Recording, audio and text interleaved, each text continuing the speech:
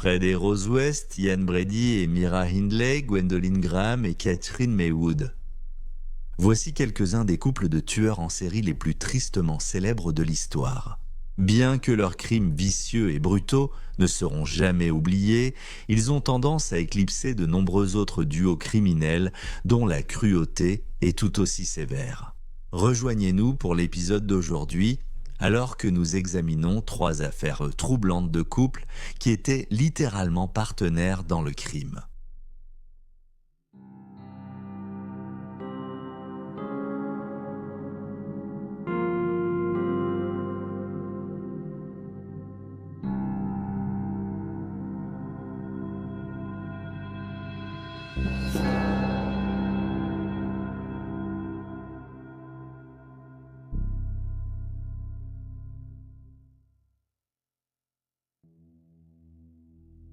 Alvin et Judith Neely.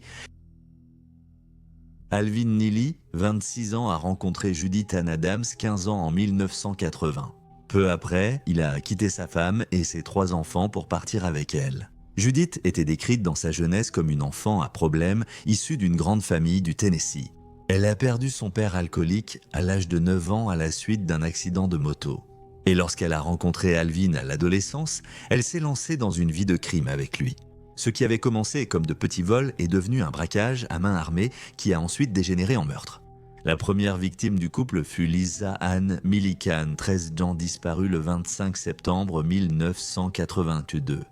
Lisa, résidente d'un foyer pour enfants, avait visité la salle d'arcade du centre commercial Riverbend à Rome, en Géorgie, avec d'autres résidents. Elle avait été attirée à l'écart du groupe par les Neely et emmenée dans un motel à Scottsboro, en Alabama. Les jours suivants furent les plus horribles de la courte vie de Lisa. Elle a été violée à plusieurs reprises par les 2 Neely pendant 3 jours, jusqu'à ce qu'elle soit emmenée au Little River Canyon à Fort Payne, en Alabama, par Judith et menottée à un arbre. Judith a ensuite injecté à Lisa, à 6 reprises, de l'eau de javel et du déboucheur. Les sites d'injection étaient de chaque côté du cou, sur les 2 bras et fesses. Lisa a souffert d'une douleur atroce, mais n'est morte que lorsque Judith a pointé une arme sur elle et a appuyé sur la gâchette avant de pousser le corps de la jeune fille de 13 ans dans le canyon. Le couple a ensuite appelé les autorités à plusieurs reprises pour signaler le corps qui a été retrouvé au fond du canyon. La vie des Neely était loin d'être glamour. Après le meurtre, ils ont traversé le sud des États-Unis, dormant dans leur voiture, toujours en fuite. Ils volaient pour subvenir à leurs besoins et falsifier en des chèques, et à l'âge de 16 ans, Judith est tombée enceinte de jumeaux. Même enceinte avancée, Judith a poursuivi ses crimes, dont des vols à main armée. Un braquage raté en Géorgie a conduit les 2 en prison où Judith a accouché. Mais dès leur sortie, le couple s'est retrouvé et a continué sa vie de crime. Le 4 octobre 1982, les Neely sont tombés sur un jeune couple nommé Janice Chapman et John Hancock. Ils ont attiré le couple en promettant une fête excitante. Mais en réalité, Judith les a emmenés dans les bois où Alvin a tiré sur John et l'a laissé pour mort. Avec Janice, ils l'ont forcé à monter dans leur voiture, l'ont emmené à leur motel, puis torturé et tué. Les Neely n'ont pas pu faire d'autres victimes après cela parce qu'ils avaient raté le crime précédent. Judith et Alvin n'avaient pas vérifié si John Hancock était vraiment mort après la fusillade. Le jeune homme a survécu à ses blessures et non seulement il a pu obtenir de l'aide, mais il a aussi pu aider à l'identification des agresseurs. Le détective principal a surveillé les Neely plusieurs semaines avant de les arrêter dans le Tennessee pour éviter la peine de mort. Alvin a plaidé coupable de meurtre et d'agression aggravée en Géorgie, mais il n'a pas été jugé pour le meurtre de Lisa Millican. Comme c'est Judith qui a appuyé sur la gâchette, il a été condamné à la prison à vie. Judith, quant à elle, n'a pas plaidé coupable et a été jugée en mars 1983. En attendant le début du procès, elle a donné naissance au 3e enfant du couple. 6 semaines après le début du procès, Judith a été reconnue coupable du meurtre avec torture de Lisa Millican et condamnée à mort sur la chaise électrique. Décision du juge, bien que le jury ait recommandé la perpétuité, elle fut la plus jeune femme condamnée à mort aux États-Unis à 18 ans. Après la condamnation, elle a choisi de plaider coupable du meurtre de Janice Chapman. Elle a fait appel pour un nouveau procès dans l'affaire Lisa Millican, mais sa demande a été rejetée. En 1999, alors qu'elle n'était qu'à quelques jours de sa date d'exécution, sa peine a été commuée en réclusion à perpétuité avec possibilité de libération conditionnelle après 35 ans passés derrière les barreaux. Le gouverneur qui a pris cette décision, F.O. Prandtl, James, aurait mentionné que le jury avait recommandé la réclusion à perpétuité pendant son procès pour expliquer son verdict. En 2023, Judith s'est vue refuser la libération conditionnelle. La sœur de Lisa, Tina Millican, a raconté avoir été frustrée qu'il soit même possible que Judith soit relâchée dans le public, déclarant, je cite, « Elle a tué un enfant. Pourquoi persister? Pourquoi infliger cela aux familles ?» Plusieurs membres de la famille Millican ont témoigné à l'audience, tout comme l'ancien procureur Mike Odell, qui a décrit Judith comme quelqu'un qui tuait pour le plaisir et a ajouté qu'elle était maléfique et dépravée. Judith pourra redemander une libération conditionnelle en 2028. Alvin était mort en prison en 2005.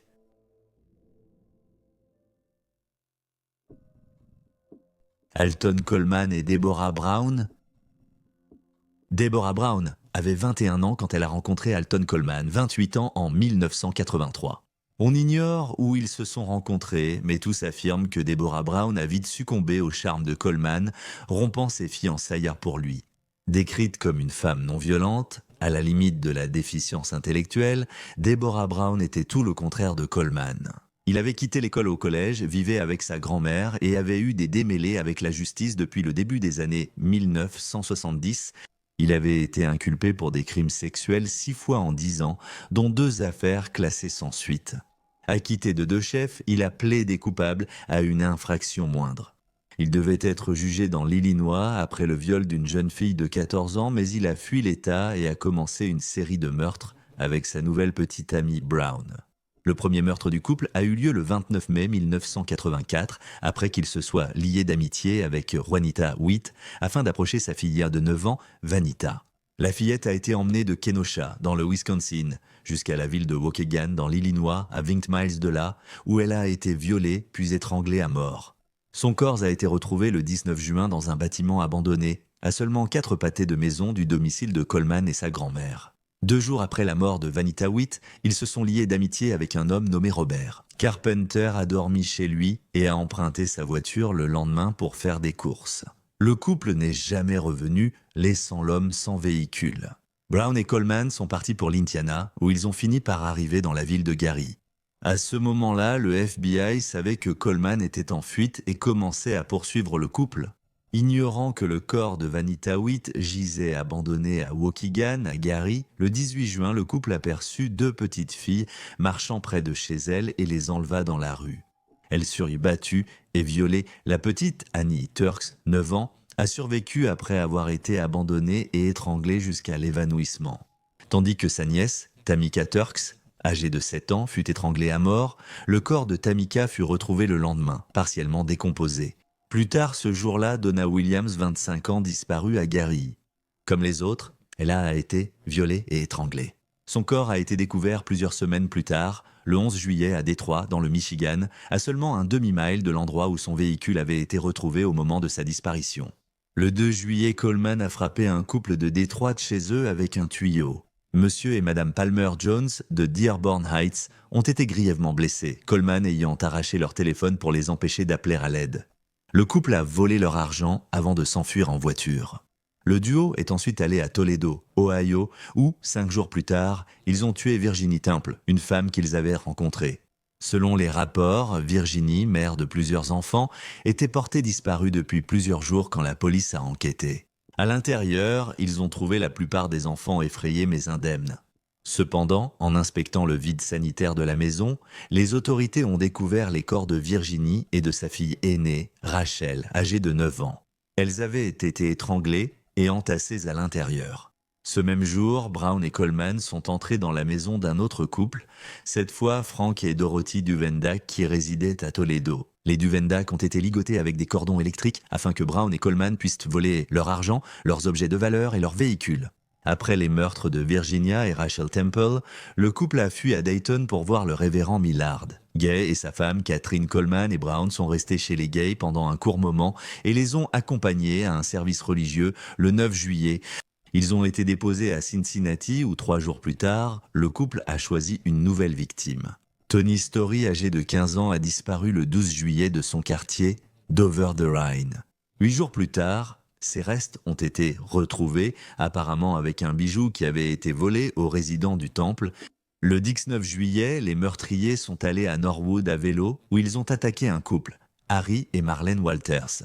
Harry a été battu jusqu'à l'évanouissement, Marlene violée puis battue à mort. Le coroner a ensuite signalé la grande brutalité de l'agression contre Marlene.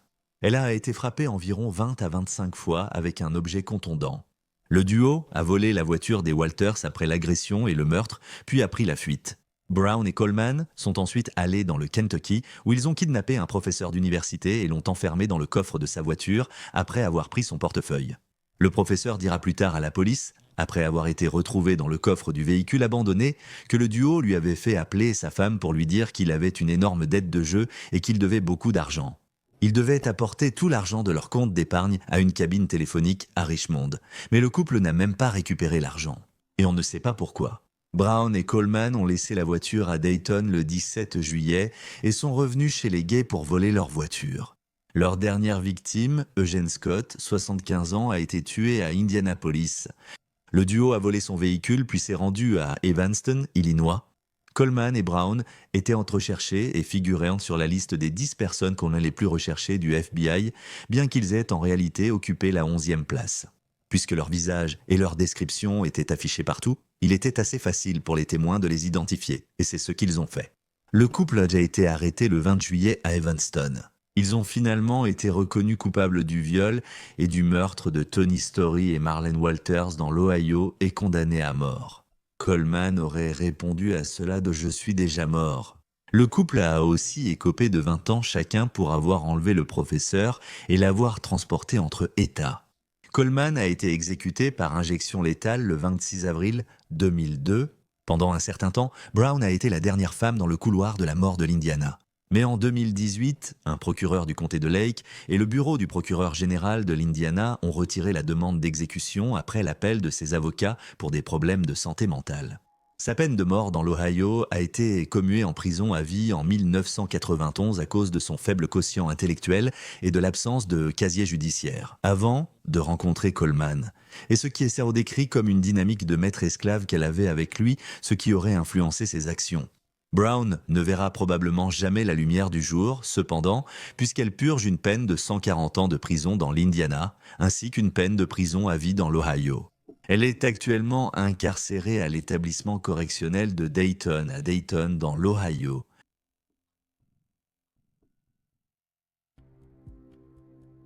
Monique Olivier et Michel Fourniret. Michel Paul Fourniret, né le 4 avril 1942 à Sedan, en France, avait un casier judiciaire bien avant de commencer à commettre des meurtres avec sa femme. À l'âge adulte, il a erré dans la vie, passant d'un emploi au salaire minimum à un autre, apparemment sans but. Et au milieu des années 1960, il commençait à avoir des ennuis avec la justice. Il a d'abord été arrêté en 1966 pour agression sexuelle sur une jeune fille, puis incarcéré en 1984 après avoir abusé de 5 autres jeunes femmes. En prison, il a commencé à écrire à Monique Olivier via un programme de correspondance. Dans ses lettres, il évoquait des fantasmes violents d'abus et de meurtres d'enfants. Et Olivier a répondu en affirmant qu'elle l'aiderait à réaliser ses fantasmes s'il assassinait son mari. Même sans l'avoir jamais fait, le couple a commencé une relation quand Fourniret est sorti de prison en 1987. Début décembre, cette année-là, le couple a ciblé leur première victime, une lycéenne de 17 ans, Isabelle Laville. Le 11, le couple s'est rendu dans des véhicules séparés à l'endroit où ils ont trouvé Isabelle rentrant chez elle à pied. Olivier a arrêté sa voiture et a demandé à Isabelle si elle pouvait monter et lui indiquer le chemin, ce à quoi la jeune fille de 17 ans a accepté. Ils ont continué à rouler un peu jusqu'à ce qu'ils croisent Michel, qui se tenait au bord de la route, faisant semblant que sa voiture était en panne. Olivier lui a proposé de le prendre en stop, il est monté derrière. Là, il a étranglé Isabelle avec un morceau de corde, tandis que son complice l'a endormie en utilisant la drogue du viol, le rohypnol. Le couple a ensuite conduit Isabelle chez eux, où elle a été violée et étranglée à mort. Son corps a été jeté dans un puits désaffecté où il est resté jusqu'au 11 juillet 2006 lorsqu'il a finalement été retrouvé 18 ans après sa disparition. En mars de l'année suivante, Farida Hamik, l'épouse d'un braqueur de banque incarcéré, a contacté Michel. Elle le connaissait car son mari avait partagé une cellule avec lui en prison et lui a demandé de l'aide. Michel a accepté de récupérer des objets volés dans un cimetière. Après avoir récupéré les objets, Farida lui a donné une part des biens. Le 12 avril, cependant, Michel et Monique ont décidé qu'ils voulaient tout le butin. Ils ont attiré Farida hors de chez elle, l'ont étranglée et ont enterré son corps avant de retourner chez elle pour récupérer les objets. Ils ont utilisé l'argent gagné pour acheter un château à Donchéry, dans le nord de la France. Le corps de Farida n'a jamais été retrouvé. 5 mois plus tard, en août 1988, le couple a frappé de nouveau. Monique, enceinte de Michel, a demandé à une femme de 20 ans de monter avec eux pour leur indiquer le médecin le plus proche. Monique a fait semblant d'être malade et la femme, Fabienne Leroy, a accepté. Cependant, Michel a conduit vers une forêt voisine où Fabienne a été violée et assassinée par balle.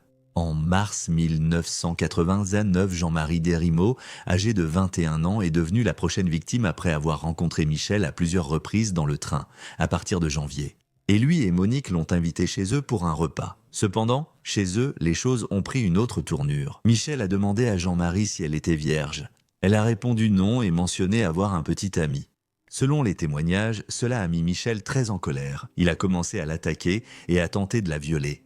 Jean-Marie s'est défendu et a failli s'échapper, mais le couple l'a rattrapé, l'a bâillonné avec des bandages et l'a étranglé à mort.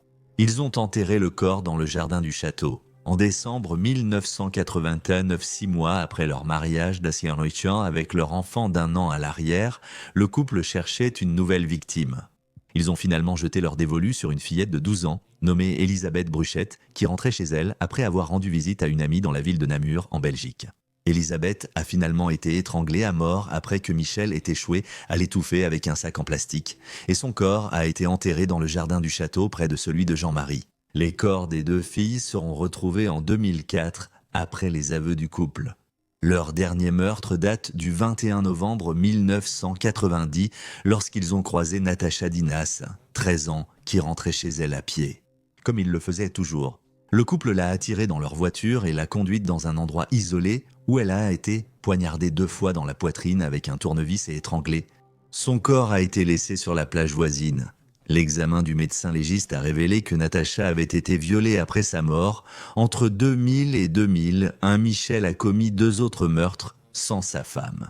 La première était Céline Sazan, âgée de 18 ans, qui a été violée et étranglée avec une corde, et la seconde était une fille de 13 ans nommée Manania Tompong, qu'il avait invitée à jouer avec son fils. Au lieu de la ramener chez elle pour voir le garçon, Michel l'a emmenée dans un endroit isolé où elle a été étranglée à mort. Il a également tenté d'enlever une fille de 13 ans en 2003, mais a échoué. Notamment, il avait été interrogé à cette époque comme possible auteur, mais les autorités n'ont pas pu le relier au crime. Ce n'est qu'1 an plus tard que Monique a révélé à la police que son mari tuait depuis 1987. Lorsque les enquêteurs ont interrogé Michel, il a révélé qu'il avait tué 8 femmes et filles, ainsi qu'un homme dont le nom reste inconnu. Michel a ensuite été extradé vers la France avec sa femme, car le couple vivait en Belgique à l'époque, et il a été condamné pour 7 meurtres. Après sa condamnation, il a été condamné à la prison à vie sans possibilité de libération conditionnelle, tandis que Monique a été condamnée à la prison à vie, mais elle serait éligible à une libération conditionnelle après avoir purgé 28 ans. Ces dernières années, Michel a avoué 3 autres meurtres, toutes des femmes et des filles, âgées de 9 à 20 ans. Michel Forner est décédé en 2021 à l'âge de 79 ans et il a été surnommé l'ogre des Ardennes. En 2023, Monique Olivier a été jugée pour son rôle dans les 3 derniers meurtres avoués par son mari, reconnu coupable et condamné à la perpétuité. Lorsqu'on lui a posé des questions sur Olivier, le père de l'une des victimes a fait remarquer sa seule présence aurait suffi à gagner la confiance de toutes les victimes. Qui aurait jamais cru qu'une femme aurait pu participer à un acte aussi épouvantable et dépravé? Lors de son verdict, Olivier a déclaré « Je regrette tout ce que j'ai fait et je demande pardon aux familles des victimes, tout en sachant que c'est impardonnable ». Cependant, le président du tribunal a déclaré qu'Olivier n'avait aucune empathie pour ses victimes, qu'elle a déshumanisées. Et voilà les faits. Veuillez laisser un commentaire ci-dessous avec vos propres réflexions et réactions, et n'oubliez pas d'aimer cette vidéo et de vous abonner pour soutenir la chaîne. Merci d'avoir regardé, restez vigilants, restez en sécurité, et on se retrouve la prochaine fois.